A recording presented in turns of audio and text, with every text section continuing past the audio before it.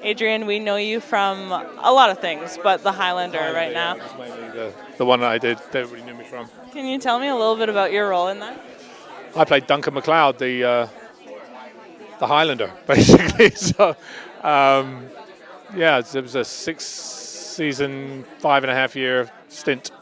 And I mean, to say it's a stint, that's like a lifetime when it comes to this career. Being with the same people for that amount of time, it's almost like a family, right? Yeah, I mean, the interesting thing is I always tell people I can count on one hand the people I didn't like. And I worked with like 100, 200 actors, or more during that time. So And now everybody's sitting there going, oh my goodness, don't let me be one of those 5. Well, yeah, exactly. Yeah, no, it's not even one of the 5. It's like even maybe 3. I can't remember, but it was. I really could count on one hand the people that came in that were a little bit off. But other than that, I had a great time, and it went by very quickly. It's one of those things that, and you don't realize it as a young actor. You go in and go, oh gosh, I got a series, everything's going to be great. And things change. You work and then you don't. So, It could be for months, for years. Months, for years, yeah. It just depends on what happens. You just got to keep, moving forward. Now, in your career, do you have one specific role that stands out in your mind as your favorite? I don't know, I've done a lot of things. I did something that was kind of fun. I played a vampire cop. He was actually a 1943 Polish Jew. That's an interesting combination. And he was a vampire, so it was a really interesting period piece. It was very stylistically interesting as a piece. There was another piece I did called 9 Miles Down that was a very challenging piece to work on. But those were 2. But I've got lots. I keep changing roles. I just do different things, and I just enjoy doing it. It's good. It's nice that you're not typecast, and you can go in there and you can give it all you've got, right? That's the theory. Now, when it comes to getting into a role, a lot of different actors have different styles, whether they make a backstory for their character. I want to know what your style is. How do you come about creating a character? Well, first of all, I start with a script, and I want to know what the information is on the script. What is the information in it that informs me what the character is.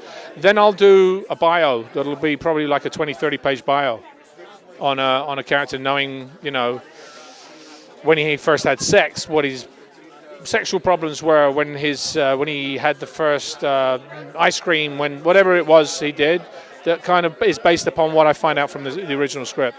That's amazing. It definitely takes a lot of work to go into such detail to portray your character. Yeah, but a great acting teacher once told me, said a good actor is a great detective, and that's what it is. You need to be a detective. You need to sort of figure out who you are.